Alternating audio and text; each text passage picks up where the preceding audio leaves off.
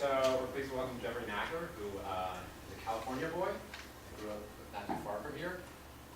He did his PhD at Stanford, now is at Wesleyan, and is visiting UCSD this year. So thought it'd be great to have him come up here and give a talk, because he very much represents the intersection of our interests. So he does some machine learning, but also some experiments. So we're pleased to have him here. He's going to present When Fairness Isn't Fair, Understanding Choice Anomalies Involving Social Preferences. All right, thank you, John. I'm just gonna figure out how to mic myself.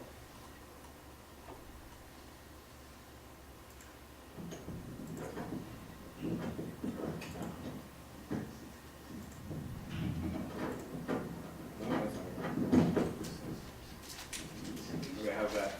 Sound good? Okay. Yeah. So thanks, John, for the invite. Thank you all again for being here on a very nice Friday afternoon. So as John said, I'm actually on sabbatical this year from Wesleyan University in Connecticut, doing it at UC San Diego, where I have some co-authors, including co-authors on this paper. I do mostly experimental economics work, looking at social preferences and risk preferences, which is what you're going to see today. I also have a strand of work using some non-standard methods, including machine learning, to make predictions, both in lab settings and also in applied settings, which I talked to several of you about today. So there won't be any machine learning in this talk, though. This is just sort of a pretty straightforward, although it turns out kind of wacky, as I told John, experiment on looking at social preferences, but it turns out that it actually tells us a lot about preferences more generally, so there'll be a little bit of time preferences, a little bit of risk in it as well. So this, I realized I forgot to put my co-authors on here. This is joint work with Jim Andrioni, who's at UCSD, who I'm visiting, Doug Bernheim at Stanford, where I did my PhD, and two former Stanford colleagues of mine who were at grad school, Dennis Hayden and Blake Barton. We're calling this When Fairness Isn't Fair, and the subtitle is Understanding Choice Anomalies Involving Social Preferences. So the anomalies part is a little bit ambiguous. I wish we had a better term, but again, part of that is because we used to call this paper in earlier versions about time and consistency in social preferences. But I think what we've decided, and I'll show you this and hopefully convince you of this by the end, it's not necessarily time and consistency, it's actually maybe something else that's going on. So to get you guys warmed up, what I like to do with this talk is just give kind of a a motivating little thought exercise, which we can all do together. And this is the audience participation part, where you guys get to tell me what you'd like to do. Obviously, feel free to interrupt at other points in the talk too. But the idea here is, let's say that I give you $10, which you don't get to keep, but you will split between two households. And let's say they're relatively poor, so small amounts of dollars could make a big difference for them. And they're equally deserving as far as you know. We don't give you any information about, that differentiates them. And the way it'll work is you'll tell me what you'd like to do in terms of the split between the two households. Again, you don't keep any of the money, but you split between the households, whatever you want. And I'll flip a coin. If it comes up heads, let's say, I'll do whatever you told me. But if it's tails, I'll give what we'll call, say, 10-0 is the allocation. So 10 to A and then 0 to B. Does that make sense? Who's you? A or B? You are neither. That's a good question. Sorry if that wasn't clear. So you are not A or B. You're a third party. You just get to split it between these other two parties. Make sense? So I would love to hear what people would do here. Yeah. So I would give everything to household B. Okay. So you do what we call 0-10, right? Using this kind of notation, 0 for. Okay. So we might also call that offsetting, right? You're doing exactly the opposite of what the default allocation is. Anybody else? Yeah. Probably people would split like 3-7 or something. Okay. What happens to the 10 if I don't do anything? You have to tell me something. There is no default. Yeah. You can't go 0-0? No. That's not an option. You could do, if you did that, then I'd kick you out of the experiment and you wouldn't get, because in the actual experiment, which is actually very similar to this, you get kicked out. So. But the 3-7. I would get kicked out. Yeah, that's somebody actually. This is not the first time. that actually. Whoa! Somebody actually did that in this experiment. Somebody came to us in the middle of the experiment and said, "I don't feel right making this decision," and left. So you're not. That's different Yeah. than throwing it out. Yeah. I mean, that's. So we have a 0, 10 and offsetting. We have something kind of not quite offsetting. Anybody else? Okay, so that's fine. Think about what you'd like to do. So let's suppose that I do flip the coin and it does come up heads. So this is a state of world where your allocation matters, but I'm going to surprise you with a revision opportunity if you want. So if you'd like to change your answer, you could. So the gentleman in the back, what was your name? Daniel.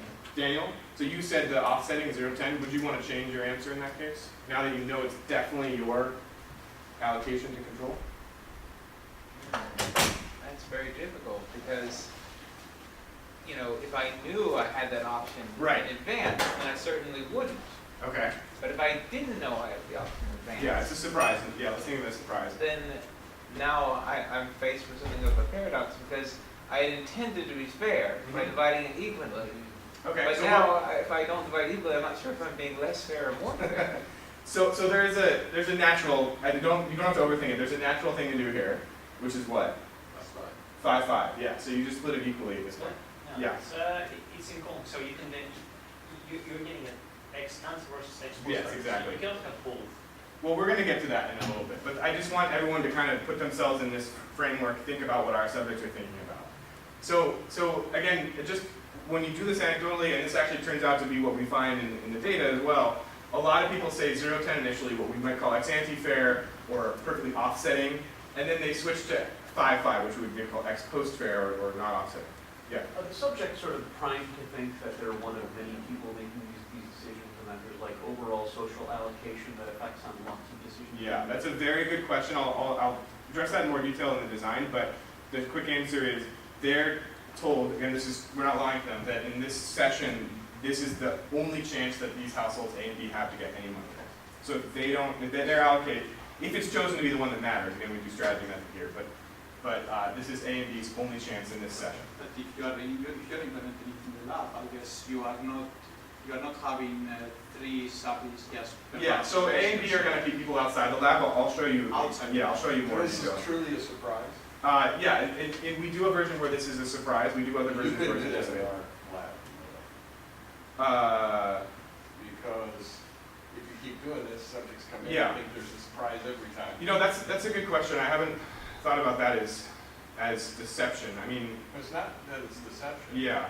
It's just that if you keep doing it, everybody thinks, oh, this one will have a surprise, I should, we gotta take that so seriously. We faced this problem Thank you. about 10 years ago. Yes, we did. And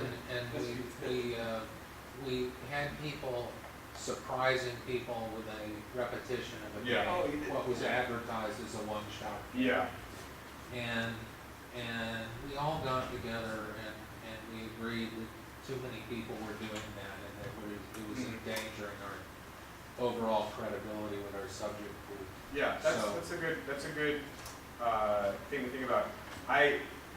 What I'll point out here, and this is a little bit of a paradox because clearly subjects treat these differently, but if you are sort of a consequentialist, and that's one of the main things we'll talk about today, you should actually realize that these are the same choice. Right? I asked you in the first stage to make a split contingent on the state of the world that's heads. And then in that state of the world, I just asked you again, if you're in a consequentialist framework and you're time consistent, there's no new information or anything. I've narrowed the state space, but I asked you earlier, contingent on that state, what would you like to have happen? So I would maybe argue that in sort of a classic sense that this is really the same decision, which is why this saying 0, 10 and 5, 5 is so surprising from like a classic point of view, and we're going to talk a lot about what subjects have to be thinking here.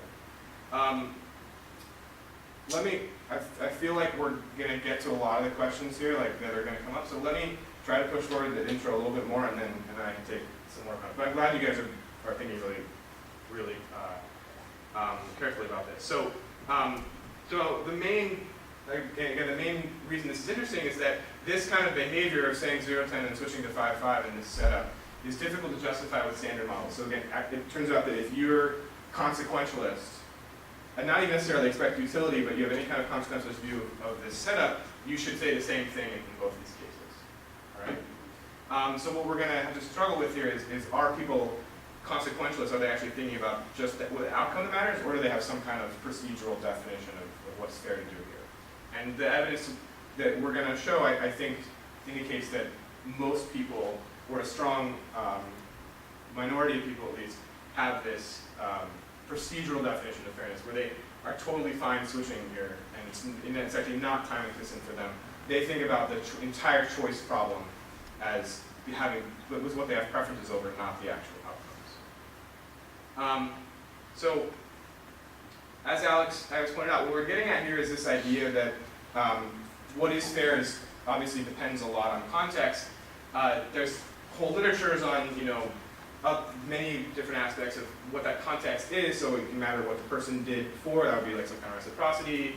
There can be some kind of reference points, like I want to make at least as much as you do, and that's a feature of many social preference models.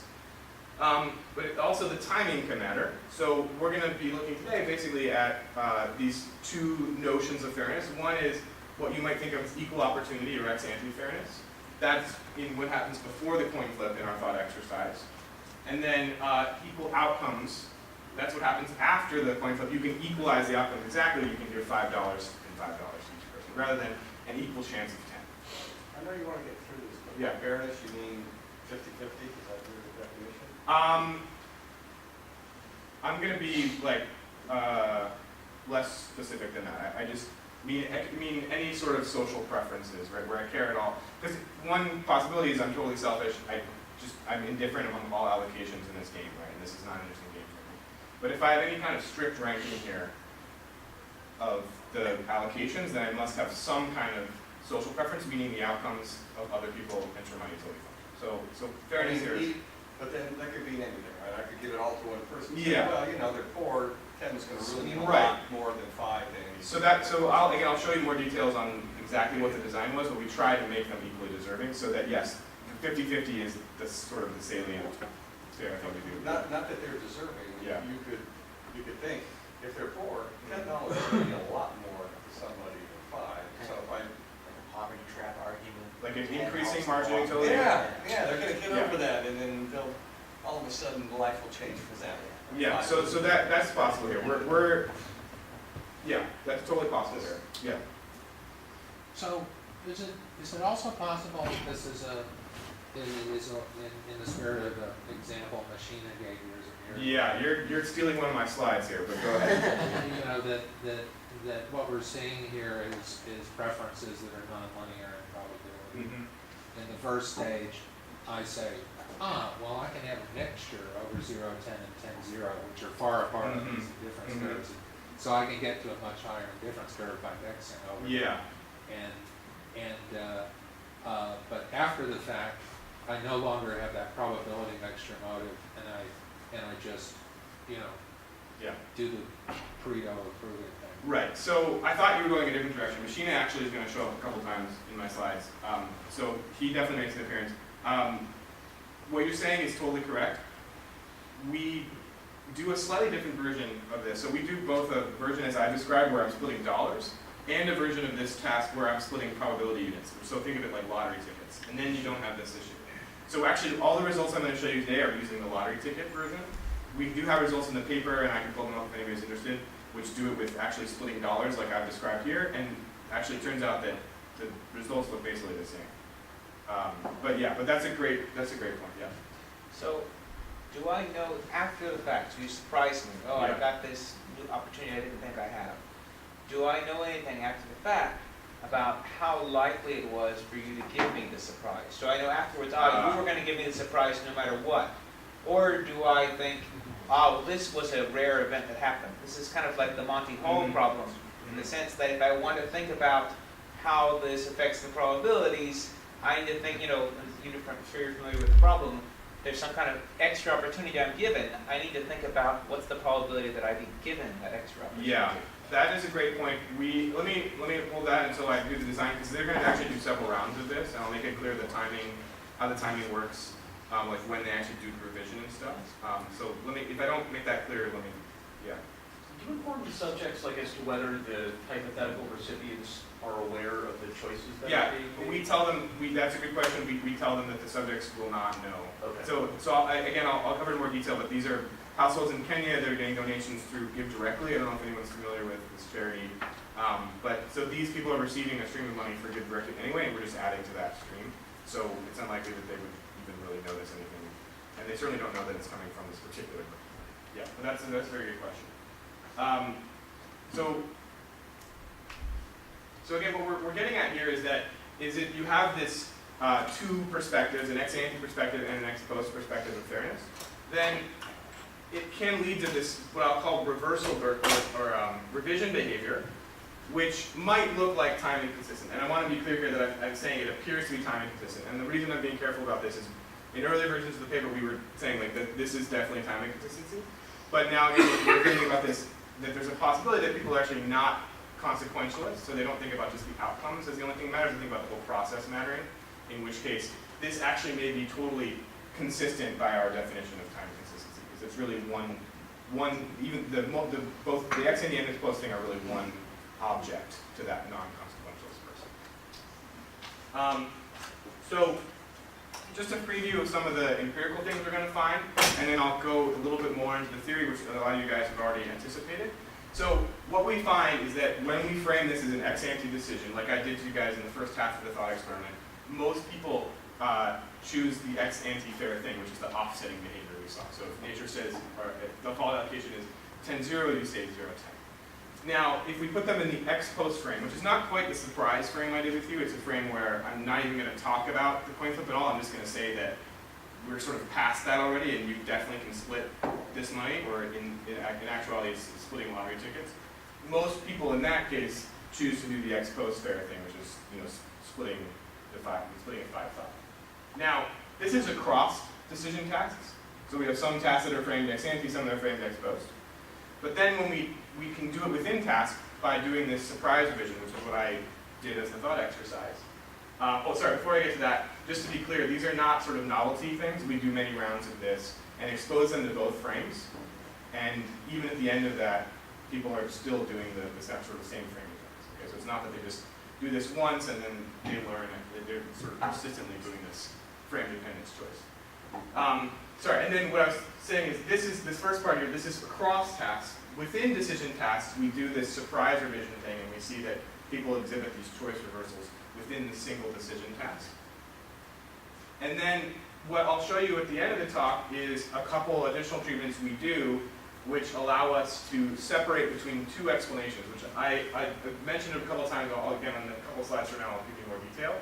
We think what's going on here is actually time consistent but non-consequentialist people. So they're not thinking about this as sort of me asking the same question twice because all that matters is the final allocation. They're thinking about this as one big object over which they have preferences to do different things in the different points of the problem. Okay?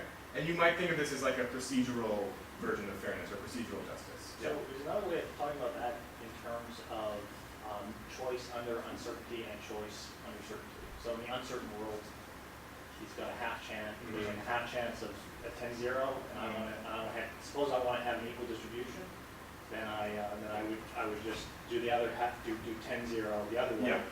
And then, but if you let me have certainty over my choices, then I can just directly choose half-half. Yes. Although again, so the one problem with my thought exercise is that I did it with dollars, but actually the experiment is with probability units.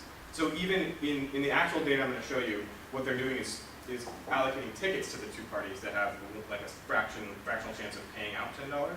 So in that case, there's still uncertainty, right? If I'm allocating probability units or allocating lottery tickets, there's still uncertainty. So we've maybe moved closer to certainty, but we're not all the way there. I'm just having a hard time with calling this non-consequential in Yeah. the sense that another way of putting it, which is not about probability versus certainty, is a more constrained decision versus a less constrained decision.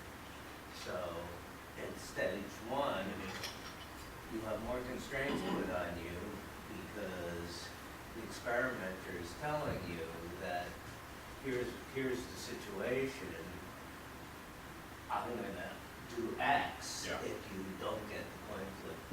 And then once you're less constrained, and now the experimenter is not telling you that I'm going to do X, now it's all yours to make the decision, even if it's still over probabilities, that you might make a different choice with consequences being the outcome that you care about. Mhm. It's just different constraints of your choice.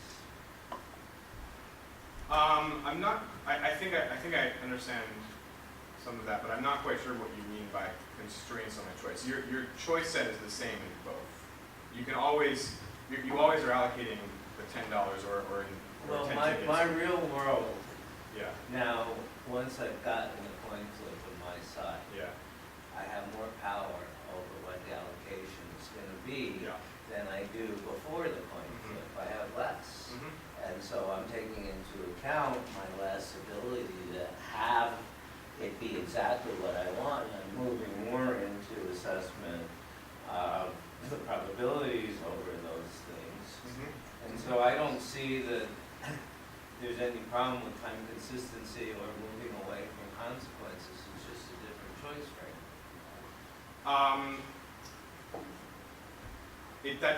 That sounds very intuitive. I mean, we can talk more about the details of like how you would model this.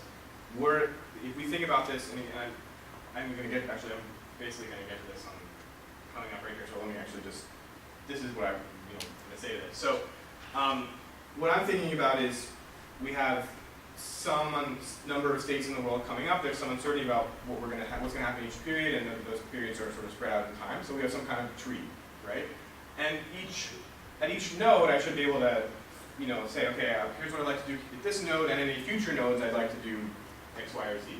And we're going to use sort of the classic definition of time inconsistency, where I give you a complete contingent plan. So at this node farther down the tree, I will do X. And if we get to that point and I do X, then I'm time consistent. Otherwise, I'm time inconsistent. And so I think that's kind of the standard, most general definition of time inconsistency. And there is some confusion here. I know this is not what you're saying, but sometimes when I say time inconsistency, people automatically think of like a beta delta model with some kind of present bias. We're not necessarily saying that's what's going on here. We're certainly the most general definition of time consistency, that these rounds are happening right away, so I don't think there's any kind of present bias.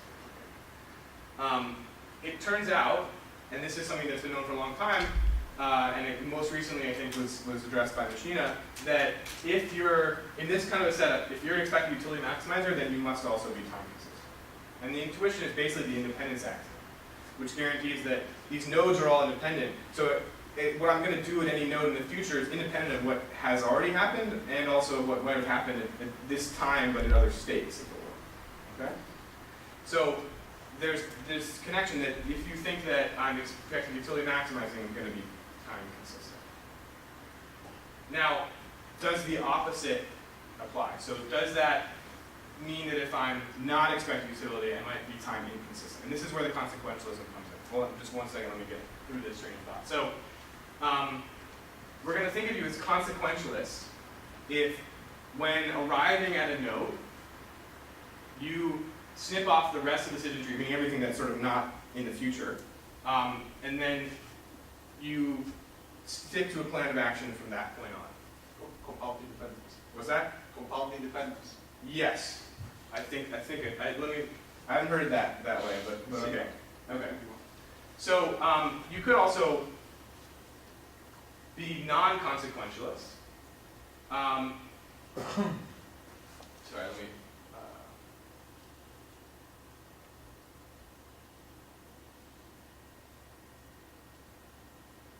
Yeah, so a non-consequential person in this case is the person who doesn't do that stuff. They look and say, okay, well, I would have done X if we had arrived at this other state of the world. And so they're taking that into account when they are at this node we're at. So they are using what would have happened at other nodes in their decision process. Okay, so that's the sort of non-consequentialist interpretation here. But we're going to say that they're resolute if you try to be consistent with your past choices, if that makes sense.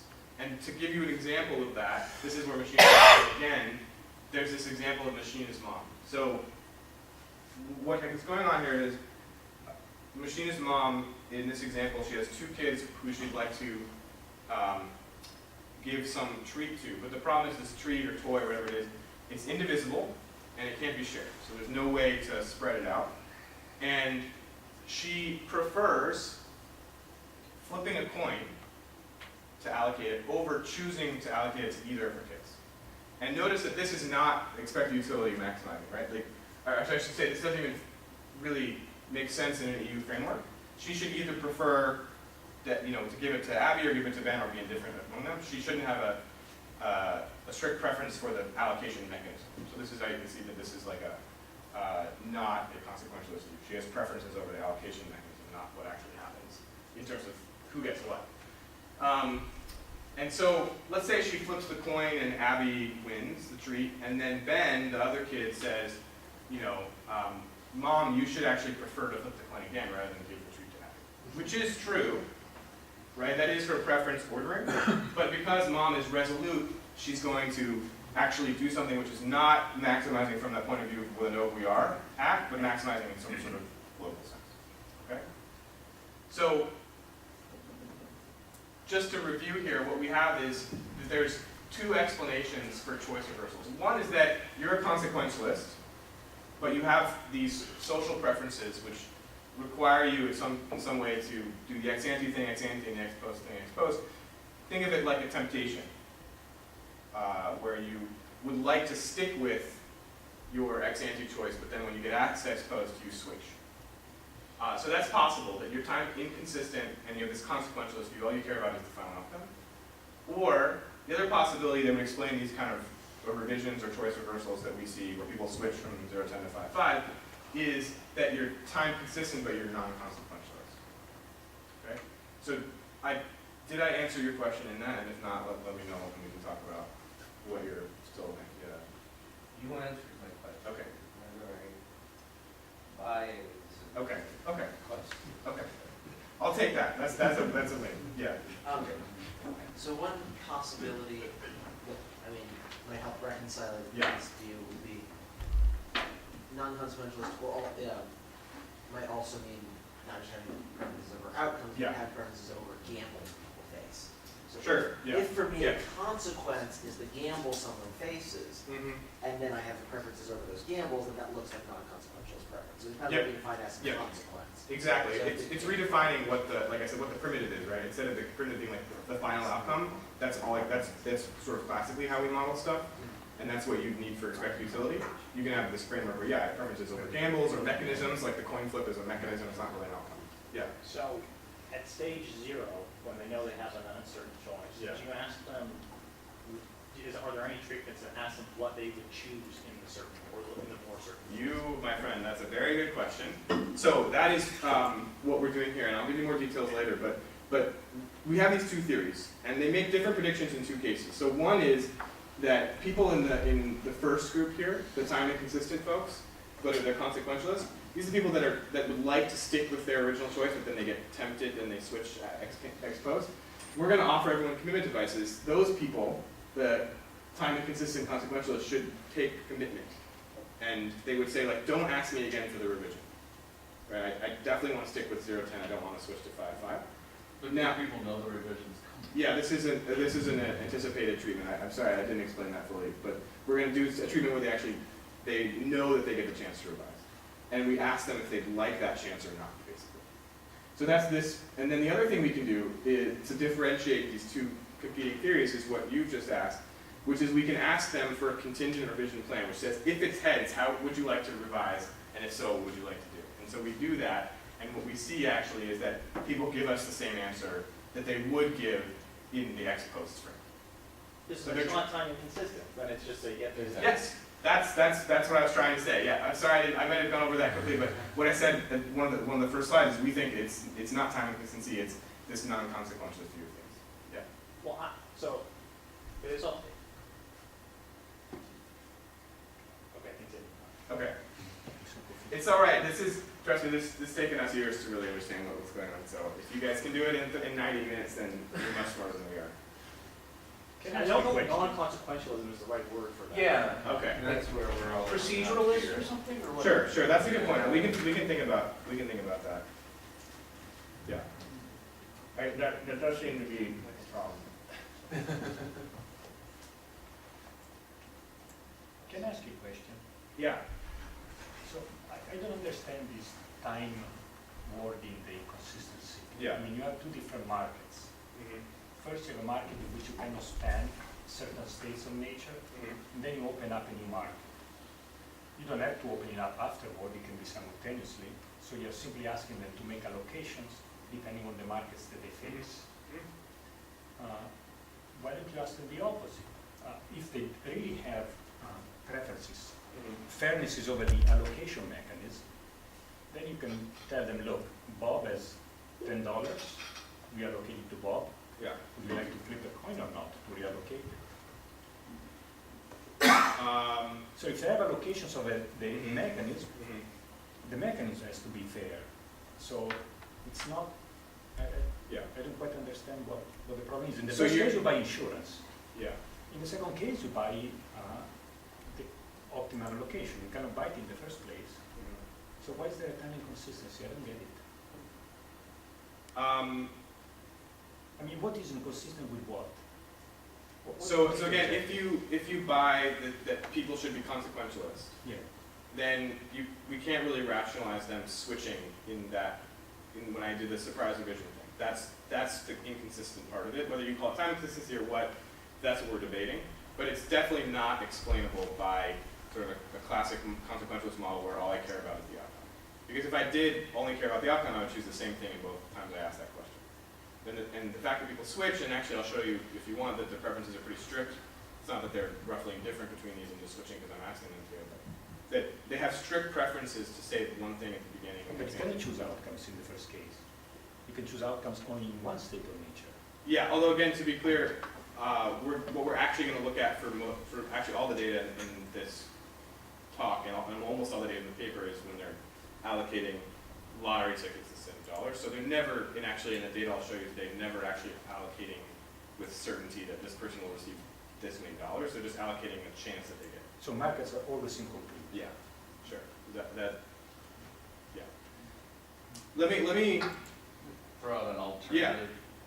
So maybe instead of having a preference for fairness, we have people are avoiding appearing to be unfair. Yes. And by giving all the probability to one side versus another, then I'm somehow being unfair to a certain person, and that's mentally costly for me. Absolutely. So I would just rather do something that's kind of neutral and get out of this. It doesn't affect my income anyway.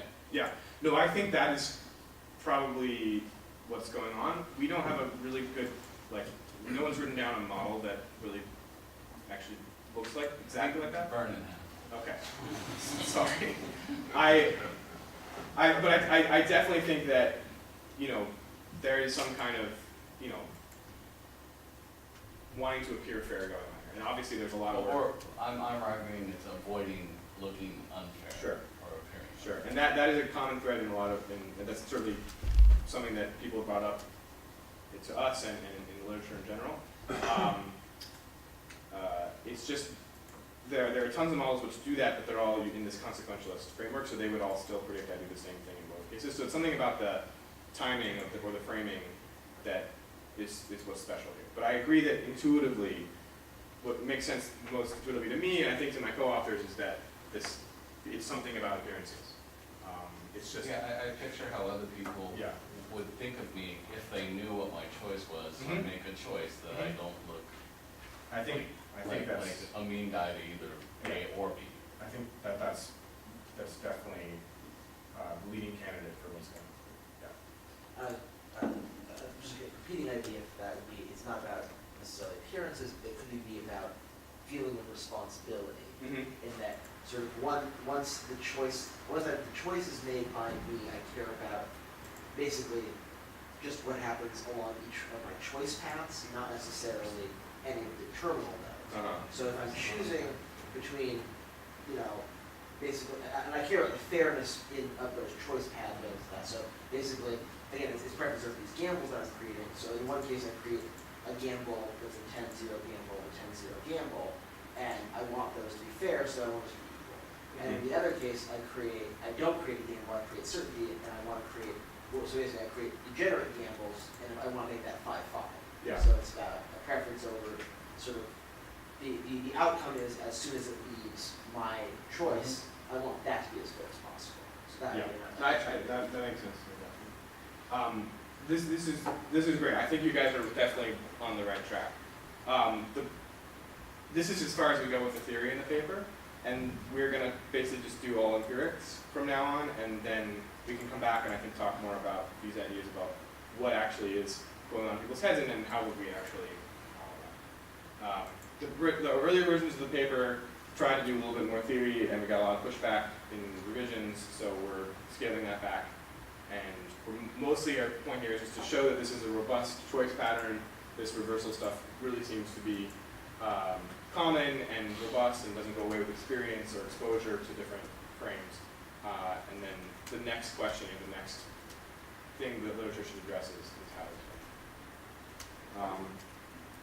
Yeah. Bring it up next, you should get to the data, Yeah. but suppose there was a different question you asked, and you could do one of these, or you could opt out and just, what your decision is whatever that person across the room decided to do. So, Yeah. so which one of these would be, you know, would you ever give up that right? That's a good question. We actually do something similar to measure the strictness of preferences, where we say, would you allow us to do a different allocation than the one you've selected? And we test for this by saying, like, well, if I made the pie bigger, right? So I'm not going to pay you directly, but I can pay you sort of in utility by increasing your social preferences here. If I made the pie bigger, would you allow me to allocate, let's say, the exact opposite of whatever you allocated? And what we see is most people turn down that proposal when making the pie like 10% or 25% bigger. I think even actually in some cases when the pie is 50% bigger, people still would prefer to make their allocation. So I think that is what you're asking, right? Is I'm giving up the responsibility. Now, in this case, it's beneficial for the A and B, the households. I was just thinking you don't have to worry about being unfair. I'm out of it. Yeah. I'm done. Yeah, so people, but what's interesting is a lot of people would actually turn down that I don't think that's giving up responsibility.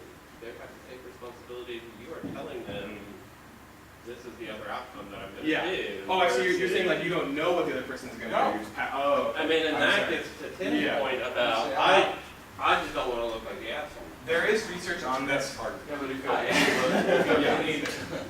I am not able to recall the citation, but I know I've seen. I don't want to derail it. I know I've seen criminal papers on this where people can opt out of in exactly this kind of what we call a third-party dictator decision, right? Where you're splitting the language between two people, and I'm sure we cite it in the paper, so I can look it up if you guys are curious. But I know someone looked at this. Yeah. But you still justify not being assholes to yourself. I do that every day, John. I mean, every good person should, right? Yeah. So you have to justify the decision to yourself, not just other people. Yeah. Because there's a shame mechanism. It's like Self-signaling person. Yeah. That's a good point. Yeah. I think the same thing. Sorry, what was your name? Yeah. So Timothy. So I think that you could frame what you said as appearing to myself. I'm the kind of person that is listening equally. I imagine how other people view me and I internalize. Yeah. So I think that could definitely be part of it. It doesn't even necessarily require an audience or anything. So my clicker died. Is there one there? Yeah, no, I swapped out the batteries.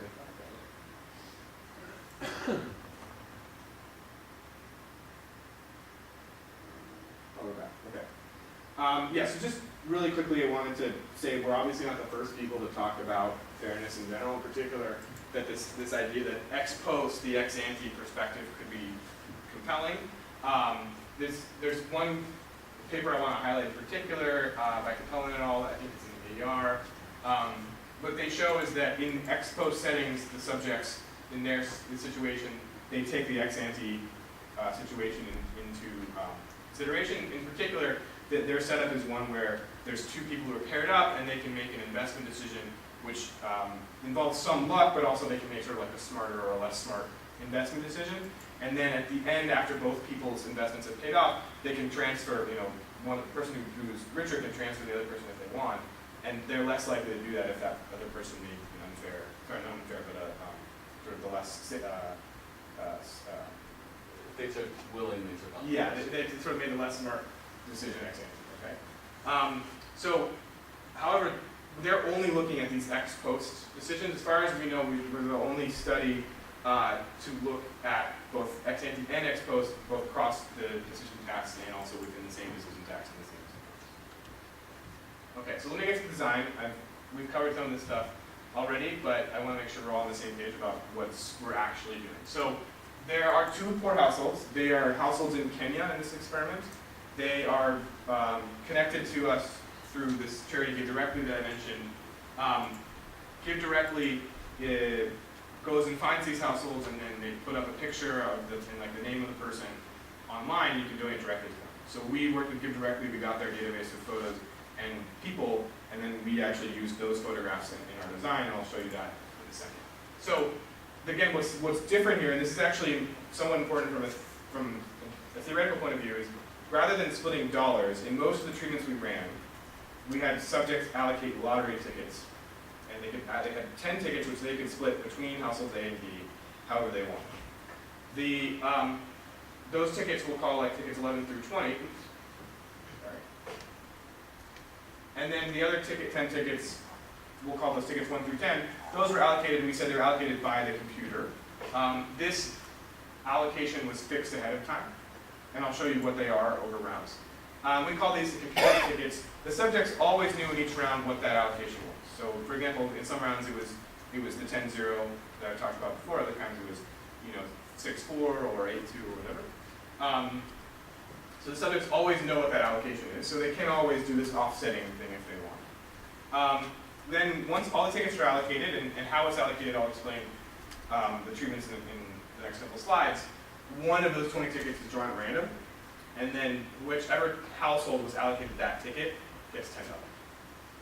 So again, rather than allocating dollars as we did in the thought exercise, the only difference here is we're allocating lottery tickets, which you can think of as like allocating probabilities. So one household is definitely going to walk away with $10, and one will not. What you have control over is the probability that happens. Okay, so we did this actual allocation decision of how do I allocate my tickets in a couple different ways. So the first way that I'll describe is what we call the ex ante task, and I'm going to refer to this throughout the talk with just a little A here when we talk about the different treatments that combine multiple tasks. That's unfortunate since you're having two people fall A and B. Yeah. The distinction between subjects is not really going to matter from this point on. So yeah, that's.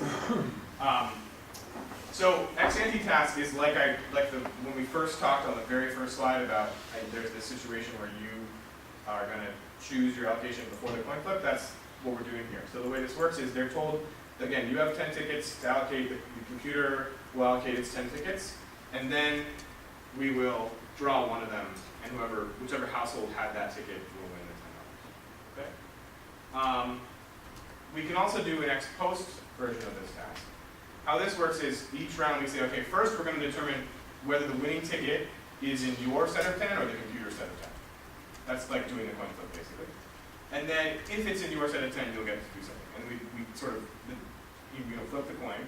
The computer chooses randomly which state of the world we're in. And so half the time these subjects in this version of the task won't do anything. They'll just be told, hey, bad luck. For you, it was the computer's allocation was the ticket that mattered, so we're going to go with that. And we know we can ask them what they would have done. But the other half of the time, these subjects in this treatment, or actually this task, I should say, they are said, actually the winning ticket is in your set of 10 tickets, how would you like to allocate that? That's like being told it's definitely heads, and your allocation. So that's kind of the two building blocks. Any questions about how that works? Yeah. So what's the name behind the computer tickets? What's the logic behind computer tickets? So we're going to vary that so we can see if people are doing this offsetting. Because remember when I told you at the very beginning there was this 0-10 versus 10-0 offsetting? Well, if I had changed that to be like $7 to A and 3 to B, you would have maybe said 3-7 if you were trying to offset. So we want to look for that offsetting by varying the point that where you would need to offset. So these are the sort of two main building blocks. I'm going to do a third version. This is ex ante with surprise ex post revision. This is what we did in the thought experiment, where I do what looks like an ex ante task, and then I say, you make your allocation, and then tell you in half the cases, the ticket is actually in your set of 10. Do you want to change your answer now that you know that? And then obviously half the time we don't observe the revision because it was actually the computer set of tickets that mattered. So for these, we observe, for everyone, every task, we observe an ex-ante choice, or ex-ante allocation, I should say, and then half the time we observe whether or not they want to revise. And if they say, yes, I'd like to revise, they actually still can submit the same thing they would if they want. Okay. And again, this is a surprise. We will do treatments, which I'll show you more details on when it comes up. We will do a treatment where this is actually, there's an anticipated revision, but I'm not going to hold off on explaining that. So for the revision we see coming up next, we're talking about sort of a surprise revision.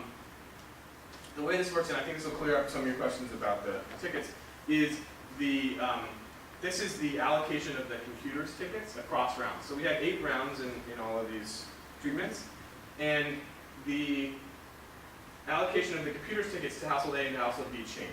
And this was fixed ahead of time. This is something where ideally we might have wanted to actually do more randomization here, like just to test for order effects. But so just, we told subjects that this was, determined by the computer, which is true, although we did pick the order that this was going to happen in. And so this, again, the point of this is to see, okay, if you're trying to do this ex-ante fair thing, this offsetting thing, in the first round you should do 3 7 to offset the 7-3, but then in, say, this round you should do 0 10 to offset the 2. That is as far from random as I. Because you got a 1 9, you got a 9 1, you got the symmetric side to this. You can't tell me that was something that the computer did. No, I know, but that's okay. Yeah. It's fine. It could have been random. Yeah. We didn't say that. I should be clear. We didn't say that. It's okay. Yeah, we didn't tell subjects this was chosen randomly. I should say. So is Good, this the that's same fine. household A's and B's? What's that? Is it the same household A and B in each round? No, that's coming up. That's a great question. I think that is the next slide. Oh, sorry, it's coming up in 1 second. But no, it changes. It changes, and I'll show you how it changes. So this is try to make this as simple as possible. The treatments get a little complicated because what we do in some of our treatments is we actually switch which tasks you do as you work through the experiment. Okay, so remember there are 8 rounds. We're going to divide those up into groups. So what you do in rounds 1 and 2 might be different than what you do in rounds 3 and 4 and so on. Rounds 5 through 8 are always the same for people, so that's why these are grouped together. And rounds 1 and 2 and 3 and 4 sometimes change and they sometimes don't. So let's just look at the first line and I think it'll be clear. So this treatment, we're doing in the first 4 rounds, for all ex-ante tasks with no revision or anything going on, just ex-ante allocations. And then in the second half, rounds 5 through 8, we do ex-ante with surprise revision. So this treatment, and we use this abbreviation, which, I hope it makes sense to you guys, which is we have 4 ex-ante tasks, that's the 4A, and then 4 ex-ante with revision, that's the 4A. So you do a surprise in 5, 6, 7, 8. Yeah, so that's So what do you really think anyone in round 7 thinks it's a surprise? that is a great question. That's literally the next thing I was going to get to. Because this came up earlier. So how we do the revision tasks, both if they're surprised and if they're anticipated, is at the end of that block before we do all the revisions. So in this section here, You these make all people, the decisions, and then you surprise them. yeah. They So go back. these people, they do the first 4 rounds, and then they do the last 4 rounds. And the last 4 rounds up until the very end look exactly the same. And then we surprise them and say, hey, we're going to go back and revisit each one of those last 4. So it is a surprise in the sense that their initial allocations are doing in a situation where they don't know that there's going to be a revision. So it's bracket 4A. Yeah. Subscript 1. Sure. Yeah. I don't want to make the notation more confusing, but that's a good point. Yeah, it's coming in a group after this.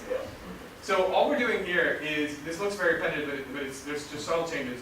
We're changing whether they do ex post in the first 4 rounds with this treatment, 4P, meaning they do 4 ex post and then the same ending with the ex ante with surprise revision. So these people are getting a different experience because they're doing ex post for a few rounds and then they do this ex ante for a few rounds. So you can see why we might do it this way is that we want to see if your experience in the beginning, the first half, affects how you act in the end, in the second half. We can also give you experience with both frames in the first half, and that's what these last 2 rows are here. These people in the 3rd row here, they do 2 ex-ante tasks in the first 2 rounds, then 2 ex post in round 3 and 4, and then they do ex-ante with surprise revision. And this last round, the last treatment, is just flipping that. So what we're doing here is again, we're giving them different experiences with the different frames, and then we're first going to look across treatments to see sort of in this first group here, the first time you do this task, do you treat it, the situation differently depending on how it's framed? And then we'll look in these last half of each experiment, we can actually look at whether or not you, within the same task, you actually do this choice reversal. Okay? So any questions about, yeah? It is just a convenience that you always have revision at the end, because if you look at the first row, I could just do all 8 rounds ex ante, and then you would tell me at the very end that I could revise for any. Yeah. Right, so That's just convenience. Yeah, just so we can kind of program it as like blocks. So great. Okay, so to your question about what the subjects see. So I apologize that the text here is really small, but this is the screenshots we have from the survey before we actually ran this. This is the text was just kind of on the small side. But what this says is please view below the households from which your 2 households will be chosen. So here they're being shown, it should be 16, I think some of them are cut off at the end here. They're shown 16 households, and what they're told is that A and B are definitely on this picture here, but I'm not going to tell you who they are. Additionally, what we've done, you may notice, is we've tried to match them based on demographics. So here we have a bunch of single women. Other rounds, you might see a similar photo where single men, or families, or older folks, or whatever. We've tried to match them based on demographics as much as possible. So even if you did know who A and B were, they would still be basically equally deserving, and furthermore, you don't really know at all who they are. But they are actual people, and we made this clear, like, we've already determined that some 2 people on here, and in the code we actually have, okay, it's household 2 and 9 or whatever, but they couldn't see that. Let me repeat my question Yeah. for you now. Even though you don't know who exactly who A and B are they always the same 2 over your age? Yeah, so that's what I was saying. So it changes every round. So like this round, in round number 1, this person who's doing this experiment happened to be assigned this group of women, and the next round they'd see a different, like it would be single, totally changed. So it'd be different. Each round Yeah. is a different set of pictures. Yeah. So they're seeing a totally new set of possible recipients every round. Yeah. And this is all truthful. Yeah. And again, what I mentioned earlier, I'll remind you guys here. What they're told is that this is the only, these women in this case, if this is the round that counts, again, we're doing the strategy method where only 1 round will count at the end. If this is chosen to be the round that matters, then this is the only case in which any woman in this photograph will be able to receive money in this session. Did these women actually receive the money? Yeah, so we transferred like several $1,000s to give directly at the end of this. And we told them, okay, we knew who all these people were based on an ID number we got, and then we said, okay, well, here's a check for, it was like $3,000 or something. Because it was about 300 subjects in the whole experiment times $10. So it's about $3,000. And we said, okay, this ID number 1 gets $20, this person gets $10 or whatever. So How much did you spend in total on the participants within these? I believe they were also paid $10 if I remember correctly. They're getting a fixed amount, right? Because they're not making decisions that affect their own payoff, as long as they stay in the experiment. If they left. I believe it's also $10. Not that it should matter, but I look at these pictures and I see on the top row, the second person, their roof is nice and straight, and they have some, greenery there. Yeah. They look like they're better off than the rest of them, but what do I know? Yeah, I mean, that's certainly, we can't be perfectly identical here, but again, you don't know. I'm asking him to be anthropologist, would that make sense? That subtle differences could be. Yes. Well, certainly from people down who live there, I don't know whether the subjects who are seeing this would pick up on such things. We I actually, don't know if you picked up on it. That's odd. we actually asked people, I don't lie with me. Okay, good. we actually asked people at the end of the experiment, I don't have the data on this at hand, but we did ask people for the sort of free response, their thought process, like in a sort of a debriefing at the end of the survey. Not a lot of people talked about this sort of deservingness thing. Okay. Most people realize that these households are sort of equally deserving, and we're trying to do what's fair. And when they were explaining why they were switching, was difficult to say. I think the appearing fair thing might have come up occasionally, but a lot of times it's just like, I did the fair thing, it's really obvious, you do 0, 10, and 5, 5. And this was like a really easy experiment, so. We didn't get a lot of like introspection for what the theory would be from those responses. So again, I'm sorry this is probably not readable for some people, but the main thing here is that this is showing you the ex ante task, where there's 20 tickets overall right here, and then you assign tickets 1 through 10. And you know that the computer has assigned 7 tickets to household A and 3 tickets to household B. You obviously can't change that. Okay? That's different than the ex post task, which is here. And then what's different here is this line here. The winning ticket for this round is definitely one of the tickets you will assign. So that's what differentiates ex ante and ex post. We've already determined, we've narrowed it down to half the tickets, that's your half. But they're still told what the computer had done.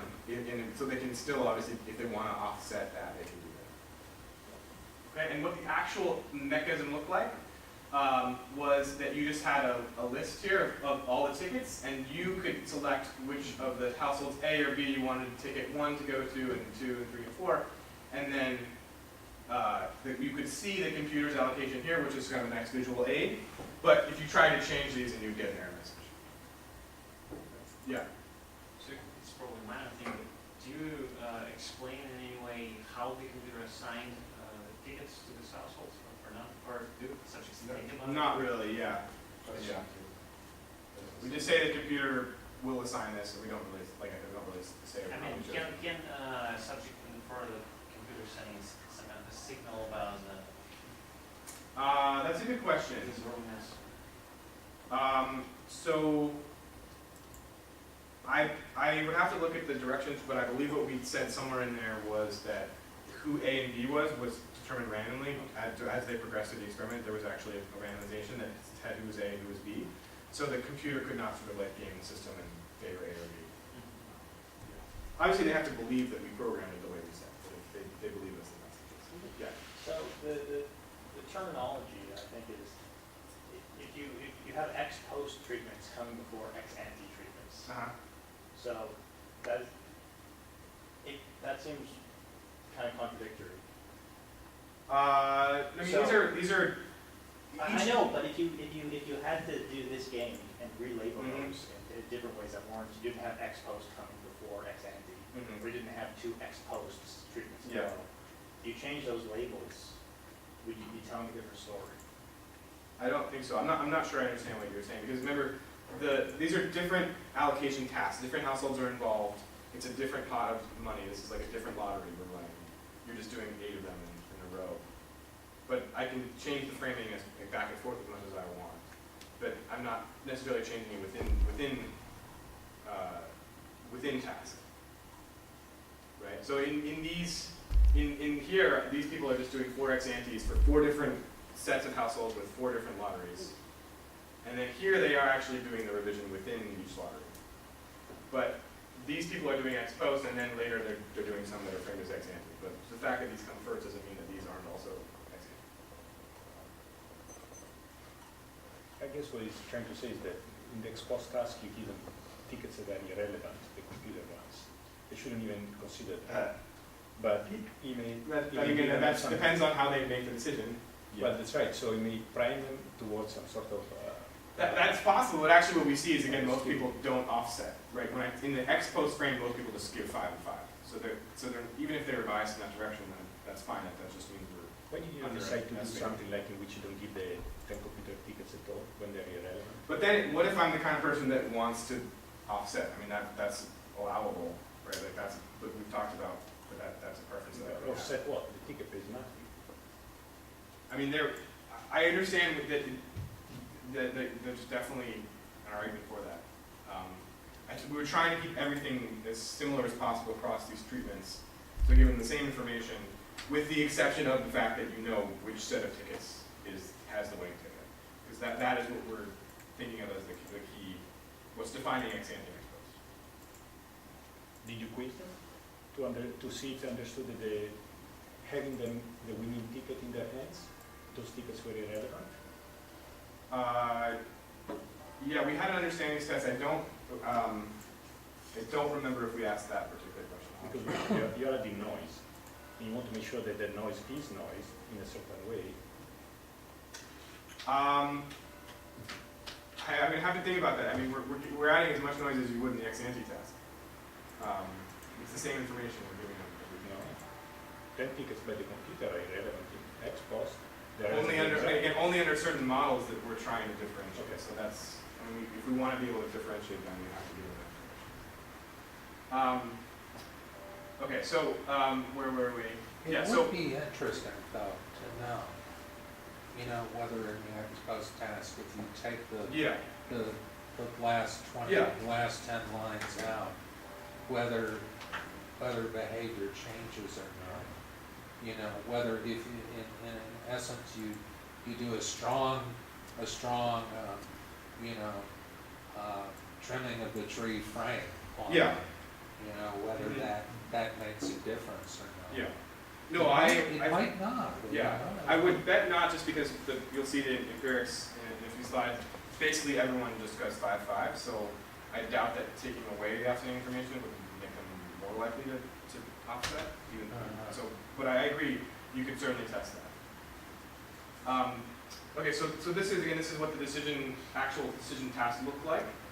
The last thing I need to describe before we look at the pretty pictures is how we actually are going to categorize your allocation. Because what we're going to look at for most of the slides, the actual graphs, is not sort of your raw responses here, but this key category we talked about. So let's assume the ticket allocation by the computer was 8 tickets to A and 2 to B. So one thing you could do is what we call ex post equalizing, or no offsetting. You just give 5 for your tickets to A and 5 to B. You could do this ex ante equalizing thing, or what you might call offsetting behavior, where you give 2 tickets to A and 8 to B. And notice what that does, that means that both parties have 10 tickets. And so an equal chance of winning the lottery. Now, these are kind of, most of our action's going to be in these 2 points. But just for completeness, we want to group the rest of these into 3 groups that are divided by the two points here. So first of all, we have this mixed, or what you might call partial offsetting, right, where I'm moving away from ex post in the direction of ex ante fairness, but not completely. Obviously, the size of this group can change as I change the computer's tickets, right? If the computer's allocating like 6-4, then you know there actually isn't a mixed option, and you know if the computer's allocating 10-0, then I would go here as a mixed category would be here. So that category that will actually change their size a little bit as we change the rounds where the computer's tickets were allocated, you know, more or less unfairly. So that's this mixed group, and then we could also have an overcompensating group, or what you might think of as excessive offsetting, where you try to offset the unfairness in the computer's tickets, but you actually go beyond that. And then lastly, we're going to group all of these down here as reinforcing. So that's any situation where you give more tickets to the household that was already getting more tickets from the computer. Okay. These are pretty rare, and actually all of these sort of groups, other than the ex ante and ex post, are overall pretty rare. Like something, every treatment, something like 80% of all the data is going to be in ex ante equalizing, ex post equalizing. But we do see some people in other groups, so I just wanted to have complete categories here. Yeah. And just to as to your consequentialist thing. Yeah. Basically, anyone who had a consequentialist preference for fairness would want to be ex post equalizing and nothing else. Yeah. So, just so in your example, the first slide, exposed fairness makes sense because I split 5-5. But here, if I do 5-5, then A gets 13 and B gets 7. Yeah. So how is it exposed fair? Because these are lottery tickets. Yeah. So what we're saying is your decision here will only matter in the state of the world where it's definitely in your set of 10 tickets, right? So only if we're in the ex post situation where you actually get to allocate the tickets that matter. In that case, there's only 10 tickets, so that we're splitting those 10 tickets that matter equally. The computer's tickets have been ruled out. Yeah. Oh, okay. Yeah. Okay. So, another clarification. So, actually, since you're doing lottery tickets, someone should be, if they're truly consequential, they should be fully indifferent, right? So it depends a little bit on how you think of the two households. So if you think of a household as equally deserving, getting back to this discussion of deservingness, then and if I'm expect utility, consequential is kind of like the most classic standard model, then my utility of there's only two states in the world, like A gets the $10 or B gets the $10. If those two utilities are equal, then yeah, I'm indifferent across everything. It's possible, however, that I, for whatever reason, decide that I like A more than B, and then in that case, I actually have a strict preference for 0-10.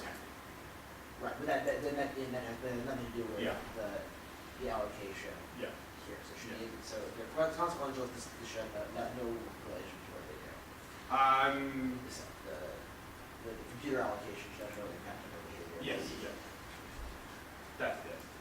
Okay, so now we can get to the pictures. I got 25 minutes, and we think we can get through it. So, our first question here is again about the initial framing. So the first time you do this, how do you actually allocate? And it's going to vary. We're going to look initially across treatments. So the two treatments we'll look at here are this 4A, 4AR. So remember that's ex ante tasks in the first half, and we're going to look just for the first half for now. We'll deal with the revision stuff, the stuff on the other side of the underscore later. And I'm going to compare that to the 4P, 4AR treatment. But again, what matters here is that these people we're going to compare it to these 4 ex post decisions. So these people doing 4 ex ante decisions. So we have 4 observations per subject, although not quite because half of the time these guys don't actually get to do anything. So this actually is not quite right. Sorry, it's either 4 or 2 depending which treatment. Okay, what we're going to do is we're also, just because this is largely just because of where we are in the stage of the paper, where we've had some referees that wanted us to do this. I'm not sure I'm a fan of it, but what we've done, and you'll see in the graph, is there will be sort of different, each bar which counts up the number of people in these categories I laid out in the previous slide will have different shadings on them. That'll indicate what we're calling the intensity of that person's choice, just meaning, did they make that same choice in all the other rounds that we're looking at? So if your intensity is 1, that means that in every round we observe in this half of the experiment, you made that category's choice. Okay? So you can think of that people who are like, for example, always ex ante, they'll be in this ex ante bar, which I'll show you on the next slide, and they'll be in sort of the darkest section. And then we'll have some people who were like switching between different categories, so they'll be accounted for at the choice level, but the color, the shading in the bar will tell us like, how many people were doing this every time versus doing it only half the time. So why is this called intensity rather than just like within subject consistency? Because we wanted to avoid using the word consistency, because of the whole time. Yeah.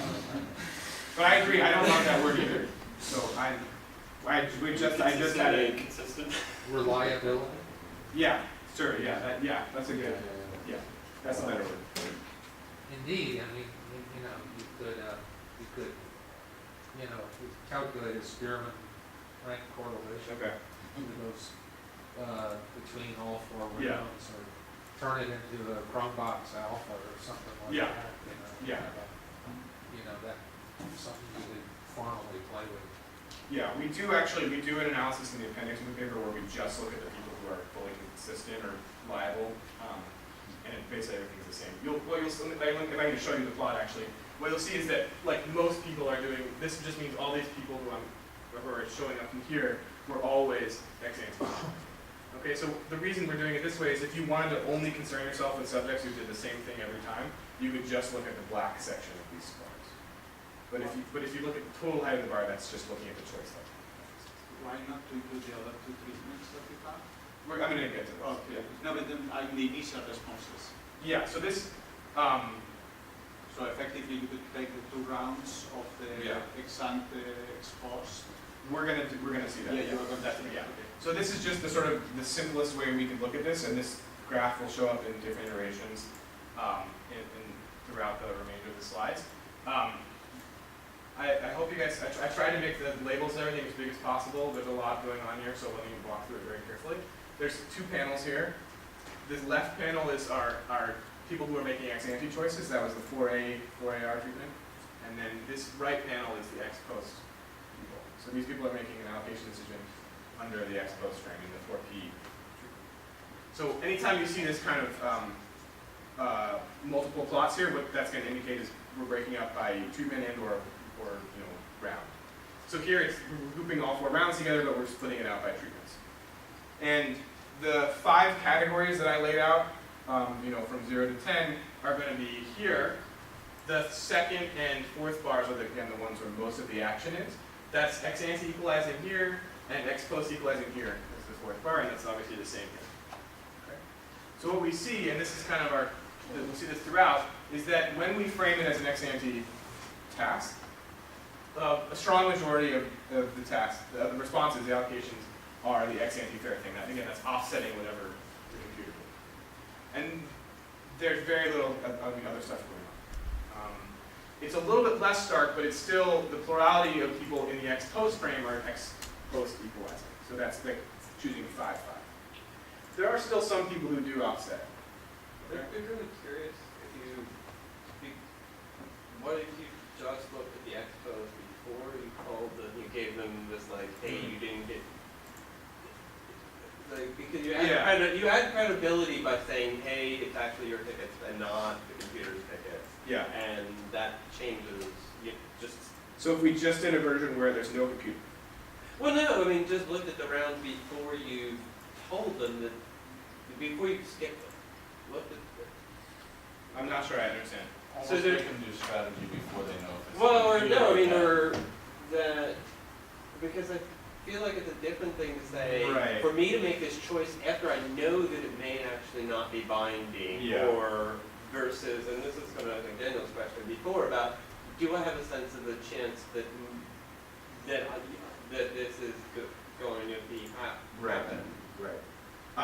Is what you're asking the same as, sorry, what was your name? Jordan. What Jordan was talking about, where you want to have a contingent plan for revising? Is that what you're saying? No, I just want you to say, like, you said you only have 2 observations because you skipped them.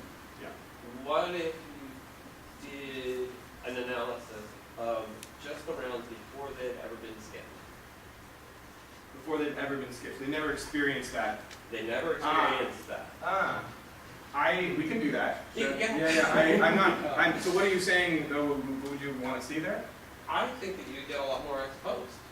Yeah. Because you lend credibility to the ex ante distribution by having them have the experience of being skipped and not having that decision count. That's interesting. Okay. Yeah, I can look at that. I think your intuition makes sense. Yeah. I can look at that. Okay.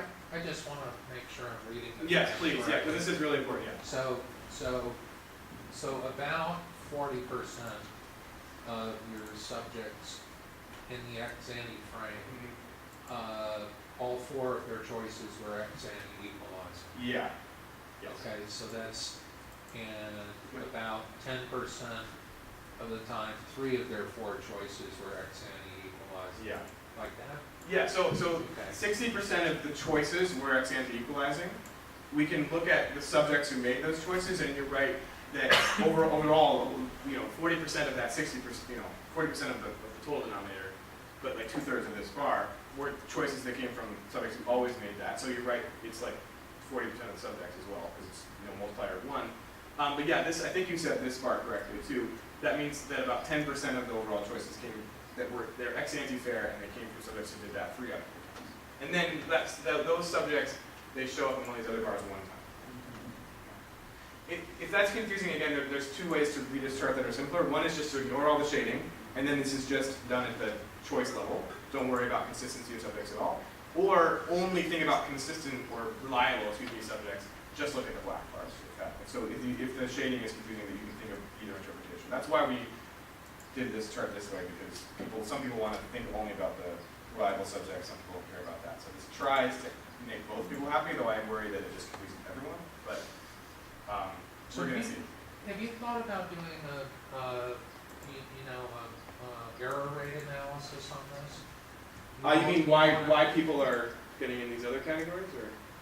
Yeah, exactly. Yeah. I mean, you can have these things where you say, well, there's a fraction of the population that is each of these, whose true preferences are these 5 categories, and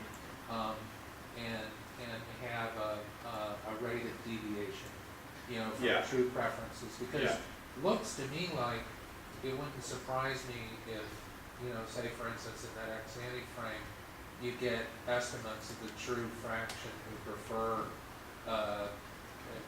you know, prefer ex-ante equalizing close to 100%. With just a little bit of noise. With just you know, like a 0.2 error rate Yeah. or something. That is a great question. So so we didn't do it that way, although I think we certainly could.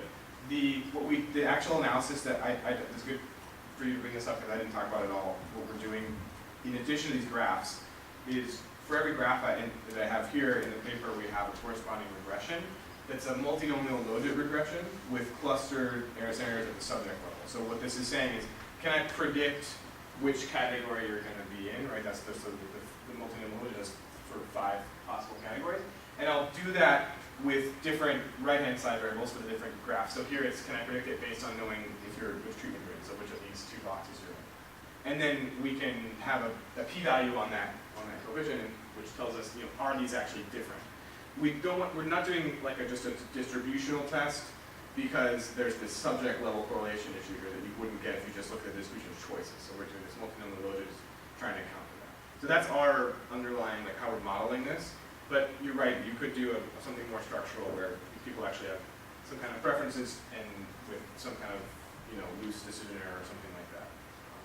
Yeah, that's totally makes sense. Yes. I have a kind of naive question about the right graph. Yeah. Is this their answers after they've had a chance to revise? No, there's no Or revision this has yet. got nothing to do? No revision yet, but we'll see that soon. Okay, so what you're saying here in the right graph Mm-hmm. is that 30% of the people who knew that the computer took into account Yeah. what the computer chose. Yes, that's these people here, yes. And 40% Yeah. ignored Yeah, they did what the the 5-5, computer yeah. chose. Exactly. Okay. Yes, that's exactly right. Okay, so we will see several versions of this graph over the next couple of slides. I just wanted to make sure you guys all get it. It sounds like you're all on top of it. So again, this is just looking across these 2 basic treatments. I can do a couple robustness checks, which I'll go over very quickly. We can say, okay, do I change my behavior based on my exposure to these different frames, right? So remember, some subjects, like we just saw in the previous slide, they did all ex-antes or all ex-post, but we had these other 2 treatments, which one of you guys just asked me about, which was, what about the ones where it's mixed, where I do a couple ex-post and a couple ex-ante or vice versa. So I'm going to add those in. So we'll now have all 4 of those treatments, and I'm going to group by rounds where the level at which this varies, right? So remember, for those mixed treatments, they did 2 ex-post and then 2 ex-ante or vice versa. And then everyone did the same thing in the last 5 rounds. So that's how I'm going to show you this graph here. It's going to be sort of that same 5-bar chart we just saw, but with 3 rounds and 4 different treatments. So we're going to see 12 graphs. And what we're going to ask is, do people follow the frame, or do they sort of stick with their initial framing? So if I showed you a couple ex-posts, when I then switch you to ex-ante, do you stick with the ex-post frame, or do you move to the ex-ante frame? Okay, and so I'm going to ask today, follow the frame. And what I'm going to do is I'll indicate on this next slide what the frame is. You'll see an ex-post and an ex-ante that kind of reminds you which treatment we're in, and at that point in that treatment what we're doing. So this is what we have here. There's rounds 1 and 2 are all in this column, and 3 and 4 in this column, and 5, 8 in this column, and then the different 4 treatments are the rows. And I've put a little EP and an EA, as well as slightly different shading to remind you visually what at that point in the treatment, what that subject is doing. Okay? And what we can see here is the situations where we're in an ex-ante frame. So that's with the EA here, and it's got the white background. We see in every case, we see the same pattern where 60+% of the people are choosing the ex-ante fair allocations, and basically just a smattering of people in the groups. That's true even if we've been in a situation where I've done both frames before. So look at this first round. First row, which is this treatment where I do 2 ex-antes and then 2 ex-post, and then I do 4 more ex-antes. We're not looking at the revision part yet, just the initial allocation. These people, they do the ex-ante fair thing in the ex-ante frame, then they switch for those next 2 rounds and do the ex-post fair thing most of the time, and then they switch right back for the next 4 rounds. So whatever the frame does, that's what they do. And the same thing if I do it in the other order, And then obviously I have these people on the bottom row here who did 4 ex posts, and then I show them 4 ex antes, and they are very happy. You know, almost 80% of them will do the ex ante fair. Okay? So there's no history dependence here. I'm just doing whatever the current frame is. That's how I'm going to make my allocation. Okay. So why is reinforcing so common? That would have been the space that we thought there would be zero mass. And yeah. as much mass as there is overcompensating or even. It's because there are more options that are reinforcing. Yeah, that's a really good point. That's actually more. This is really good. This is my beef with our graph. There's many discussions behind this that we've had over the I've been working on the revision. I did. The reason I don't love this graph is that it hides exactly. Sorry, what's your name? Nat. What Nat just said is it hides the sort of the width, and sometimes you could adjust the width. But the problem is that I'm grouping rounds together where what is offsetting or mixed or whatever changes like the width. That's why I made that point earlier. So there's no really good way to do it with a bar chart. You can do it with like a more continuous situation where you just put everything like in a 0 to 1 scale, for example. But yeah, so that's the one caveat of this graph is that the second and fourth bars are always like exactly one thing that you have to do to get into that bar. The other ones sometimes have anywhere between 1 and 5 things you could do. So if you're just playing randomly, you're more likely to be in the reinforcement. So that's exactly. You can control for that in your regression. Say more. So you can use control for the space of that. The size of the. Yeah, that's a good point. I don't think it's really going to matter. But, you know. Yeah, I mean, we certainly could do something like that. We could do something much more structural where they have like some kind of decision error that might also deal with that. Yeah. Okay, so I think you guys are sort of getting the hang of these plots, right? So let's now look at the revisions. So everything I just showed you, the last 2 things, there's no revisions yet.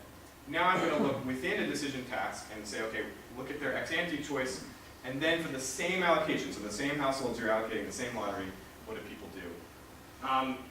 So remember, this is where we might get what you might call time inconsistency or not, depending on your preference here. And we're going to look at this 4A, 4AR treatment, just the last half of it for now. This is where we see revisions. And then I'll also compare it to the other treatments, which also have this same second half in a minute. What we see is actually revision is really common. So when subjects are able to revise, they do so most of the time. And most subjects revise at least once. And if they revise, the majority of those are to exactly the offsetting, the ex post fair 50-50 division statements. Okay? So this kind of tells you everything you need to know here, but I'll just show it to you in a couple graphs really quickly.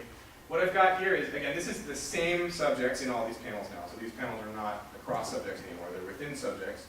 And what we see is, initially, before they know these revisions are coming, they look exactly like we saw on the other tasks, right? Almost everybody is going to do the ex ante fair thing, the offsetting behavior in the ex ante frame. When I switch to ex post, now again, this is within the same task. So this is now framed as a revision. I say, definitely your set of tickets now. Do you want to change your allocation from what it was before? We see something that looks almost exactly like the earlier graphs in the ex post frame, right? We see that it's not quite as strong, but it's definitely the modal choice here is for people to choose the offsetting behavior of the 5-5. Yeah. So you didn't have any occurrences where someone revised all 4, or is it just that all of them revised 2 of them, but then that was preset beforehand? Sorry. Yeah. So this is, remember, only half the time do you get to revise. Yeah, but if if I flip a coin 4 times, there's some going to be 4 heads and some are going to be 4 zeros. So. Or was it programmed that only it was 2 of them? programmed so that at the subject level they always did 2 and 2. Just so it was random which state you were in a given round. That was basically, think of it like 2 groups of subjects that are going through the parallel, and half the time group A is chosen to be the one that gets revised, and half the time the other group is the one that gets revised. What that does is just guarantee we don't have situations where we don't observe any observations from somebody, which that's why we didn't want to do that. Yeah. So if you take the bar graph Yeah. on the right, Mhm. and then from the earlier one, graph on the right, which was the ex post. Why is the ex ante equalizing so much lower in this graph? Right here? than It's, it is yeah, so, in so the ex difference, post? the difference between this middle panel and this panel is that here I'm just looking at your final allocation. There are some people who just chose to submit the same thing again, right? So they said, you know, 5-5, and then I asked them if you want to change, and Oh, so they this said, is no, I only still want to do people 5-5. who change. This is changes only. Sorry, I didn't get to that yet. So that's right here, changes only. So this is if you submitted something different in your revision than you initially said. I'm only going to put you in here. That the vast majority of those people are switching to 50-50. Okay. So if you changed your answer, you almost certainly changed it to ex post. So that's a truncated Yeah. frequency on the far right. And so the denominator in the last thing are changers. Yes, exactly. Yes. And so what percent are changers? It's at the choice level is 68%. 68, so 2/3. Yeah. Yeah. Yeah, good question. So we can look at this in a slightly different way. I mean, you kind of have the gist here. Most people are moving from this column to this column, right? They're moving from ex ante offsetting to ex post offsetting. I can actually look at the joint distribution. So I'm going to show you another bar graph that has the same categories, but what this bar graph is saying is on the top here on each of these panels is your initial choice category, and then within it is your final. So the actual bar you're in indicates your final choice. So what we see here is most of the mass is here, right? Because most people were initially ex ante offsetting, and then within that, most of those people are moving to ex post offsetting. And there's almost no other behavior. There's the next most common thing is people who stick with ex ante, and then beyond that, it's getting into single digits in terms of. Okay. So this is just another way of looking at that sort of the marginal distributions on the previous slide. This is the corresponding joint distribution. Okay. So the ones who stayed at ex ante were the economy. That's a good question. We actually did ask Major. I don't think we found any effects on Major. That's a really good question. Can I just, because we only got 5 minutes left, let me just push through a couple of things. So,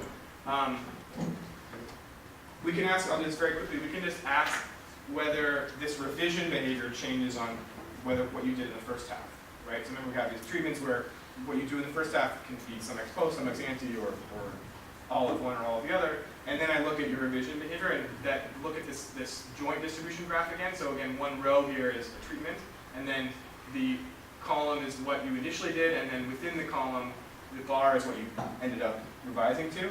And the point is that even for the different treatments where I have different experience in the first half, my revision behavior in the second half is basically the same throughout.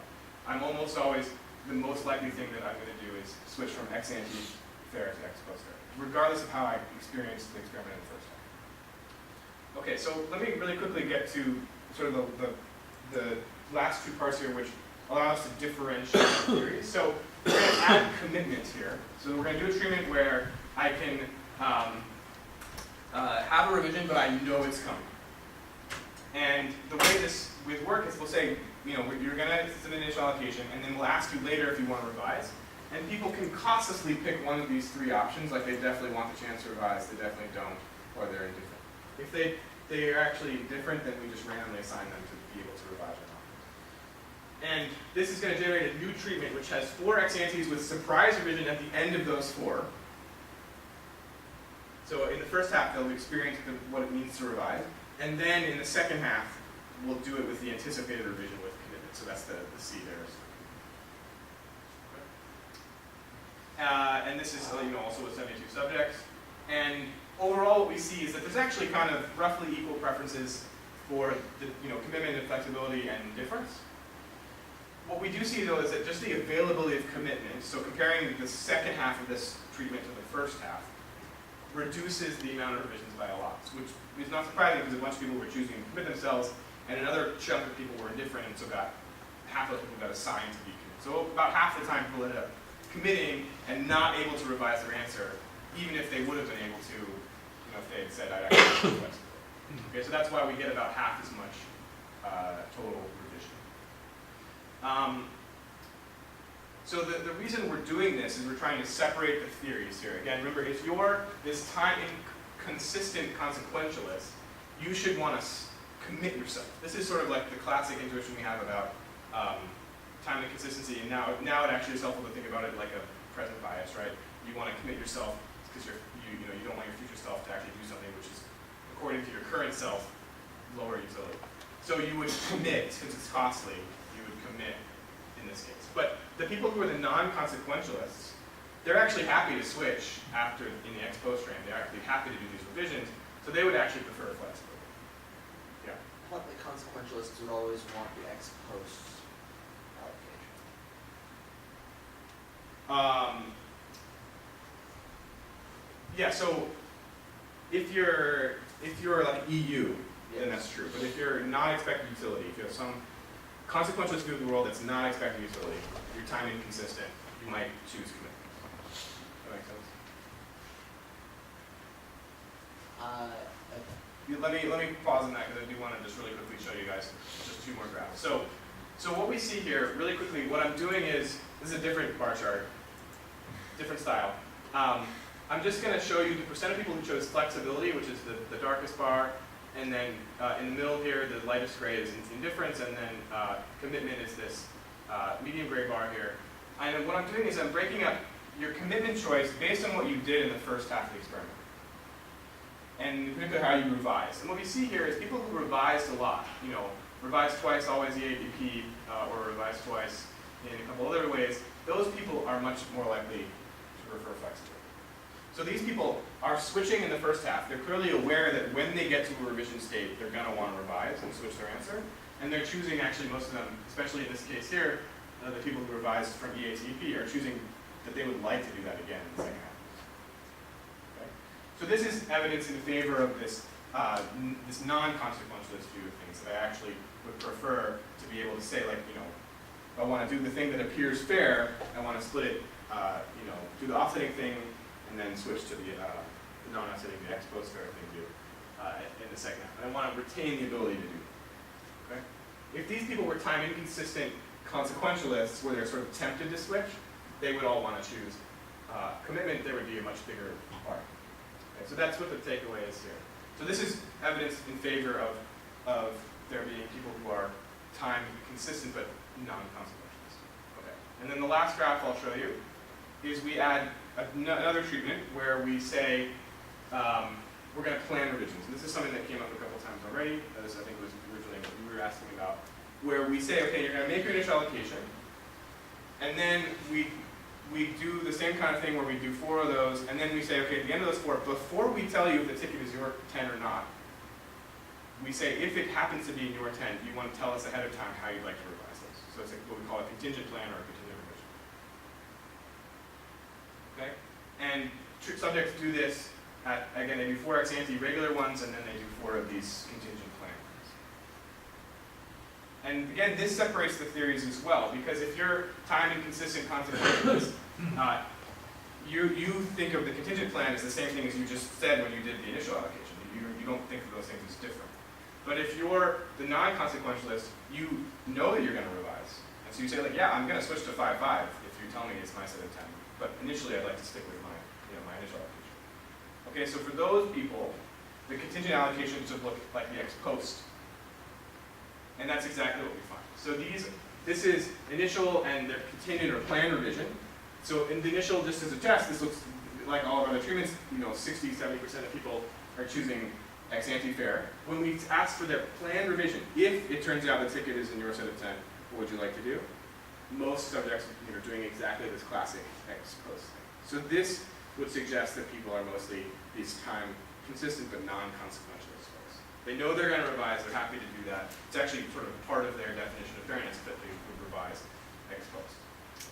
Okay. So I'll just remind you guys that we found here that there's these allocations which are sensitive to the initial frame, and that seems to be very robust.